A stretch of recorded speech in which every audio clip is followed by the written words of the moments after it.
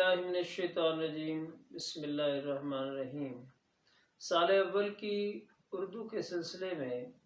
Syllabus کی ایک اور ویڈیو کے ساتھ آج حاضر خدمت ہیں، اور غزلیات کے سلسلے میں آج ہم مومن خواہ مومن کی غزل نمبر 2 پہ جو ہے وہ بات کریں گے۔ ہم ایک ایک شعر کو لے کر جو ہے اس کا مفہوم، اس کے حوالہ جات اور پھر اس کی تشریح پہ بات کریں گے۔ میں امید کرتا ہوں کہ یہ ہماری کوشش طلباء کو پسند بھی آئے گی اور اس سے انشاءاللہ خاطر خواہ ان کو فائدہ بھی ہوگا۔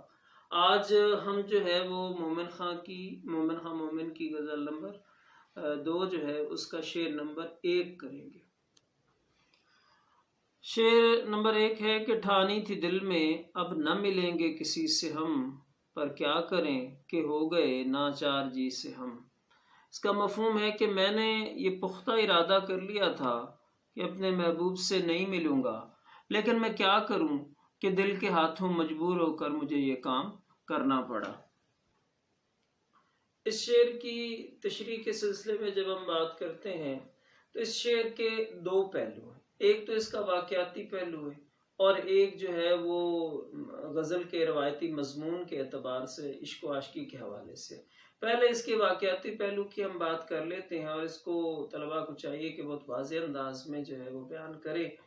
تاکہ اس میں جو ہے وہ اس کی بہتر سے بہتر تشریح کی جا سکے۔ مومن خواہ مومن کی دوست ہیں فضل حق خیر آبادی، اور ان کے ساتھ مومن خواہ مومن کی بہت اچھی دوستی ہے۔ مومن خواہ مومن جو ہیں وہ شاہ عبدالعزیز کے خاندان کے بہت معتقد تھے اور سید احمد شہید کو اپنا مرشد مانتے تھے۔ ایک دن مومن خواہ مومن اور فضل خیر آبادی جو ہیں وہ بیٹھے ہیں اور گفتگو ہو رہی ہے، اور اس دوران میں انہوں نے کیا کیا کہ فضل خیر آبادی نے سید احمد شہید کے بارے میں چند ایک باتیں کی کہ جن کی وجہ سے مومن خواہ مومن جو ہے ان سے ناراض ہوئے، اور ناراضی اس حد تک بڑھ گئی کہ وہ جو ہے آپس میں بول چال تک جو ہے وہ ختم ہو گیا اور تعلق جو ہے وہ ان کا نہ رہا۔ اور اس جو ہے واقعے کے پس منظر میں جو ہے انہوں نے یہ بات سوچی اور اس پہ یہ پوری غزل لکھی ہے۔ اور یہ جب ہم اس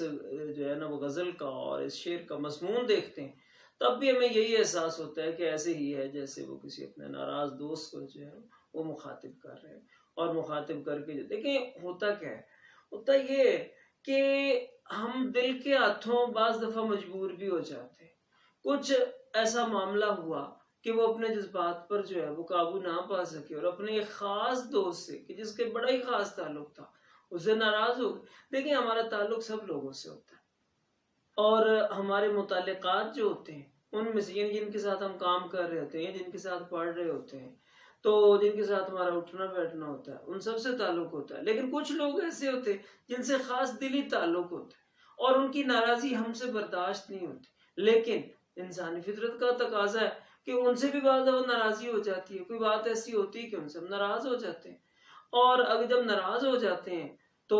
پھر کبھی ایسا ہوتا ہے کہ جب ہمارے جذبات جو ہیں وہ اس معاملے میں ٹھنڈے پڑتے ہیں اور پھر ہم غور کرتے ہیں، سوچتے ہیں، تو ہم سے ان کی جدائی یا ان کی ناراضی جو ہے وہ برداشت نہیں ہوتی۔ بالکل ایسے ہی ہوا کہ مومن خواہ مومن نے یہ سوچ لیا کہ آئندہ وہ اپنے اس دوست سے نہ میل ملاقات رکھیں گے اور نہ ہی ان سے جو ہے وہ کوئی بات چیت ہوگی۔ کچھ ایسا اس پر قائم بھی رہے، لیکن کسی جگہ پر جب آمنا سامنا ہوا تو پھر دل کے ہاتھوں مجبور ہو گئے۔ اب دل کے ہاتھوں مجبور بندہ اس وقت ہوتا ہے جب اس شخصیت سے کوئی دلی تعلق ہوتا ہے،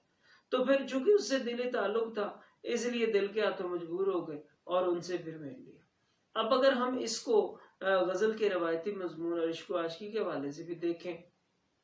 تو بعض دفعہ ایسا ہوتا ہے کہ ہم اپنے محبوب شخصیات کے ساتھ بھی ناراض ہو جاتے ہیں، حالانکہ یہ بنتا نہیں ہے لیکن پھر بھی انسان ہے ہو جاتا ہے، اور جب ناراض ہو جاتے ہیں اور پھر جدائی میں جب وہ بات ہم سوچتے ہیں تو اس وقت ہمیں وہ اپنی اس بات پر جو ہے وہ رنج بھی ہوتا ہے، دکھ بھی ہوتا ہے، اور ہم اسے دہراتے ہیں، اور پھر کبھی ایسا ہوتا ہے کہ وہ جدائی طول اختیار کر جائے تو ہمیں دکھ بھی ہوتا ہے، اور پھر ہوگا کیا کہ جب کبھی اس سے ملاقات ہوتی ہے اور ہو بھی کوئی محبوب شخصیت تو پھر کیا ہوتا ہے، پھر بندہ دل کے ہاتھوں مجبور ہوتا ہے، اور پھر اس کو بندہ جو ہے وہ بلانے پر مجبور ہو جاتا ہے. تو شاعر اس شعر کے اندر جو بات کر رہا ہے وہ یہی بات کر رہا ہے کہ میں نے یہ پکا ارادہ کر لیا تھا کہ اب آئندہ زندگی میں کبھی بھی اپنے محبوب سے ملاقات نہیں رکھوں گا. جیسا کہ دیکھیں حوالے کے شعر میں بھی ہے کہ اے دوست ہم نے ترک تعلق کے باوجود محسوس کی ہے تیری ضرورت کبھی کبھی. یعنی اے میرے محبوب میں تجھ سے ترک تعلق کر چکا ہوں، میں اب تجھ سے اپنا ناطا توڑ چکا ہوں، لیکن پھر بھی مجھے کبھی کبھی تیری ضرورت محسوس ہوتی ہے. بالکل ایسے ہی ہوتا ہے کہ محبوب کا جو ہے وہ مکمل طور پر دل سے محو ہو جانا جو ہے نا وہ ممکن نہیں ہوتا. ٹھیک ہے نا. اس لیے ہم دنیا داری یا اپنے دنیاوی تعلقات کی بنا پر ایسا کر تو بیٹھتے ہیں، لیکن ہمیں بعد میں پھر اس پر پچھتاوا بھی ہوتا ہے. اور ایسے ہی یہ دوسرے شعر میں جو ہم نے یہاں پہ درج کیا ہے کہ ہوتی نہیں دعا قبول ترک عشق کی، دل چاہتا نہ ہو تو دعا میں اثر کہاں. اور دل کا معاملہ جو ہے بڑا عجیب ہے کہ ہم جو ہے اسی دل کے ہاتھوں مجبور ہو کر ناراض بھی ہوتے ہیں، اور پھر یہی دل جو ہے یہ ہمیں مجبور کر دیتا ہے اس ناراض شخص سے صلح کرنے پر یا اس سے جو ہے وہ قریبی تعلقات قائم کرنے پر. اور اسی لیے جو ہے وہ ہم دیکھتے ہیں کہ بعض اقوال میں بھی دل کے متعلق کچھ ایسی باتیں ہوتی ہیں کہ جیسا کہ اس قول میں ہے کہ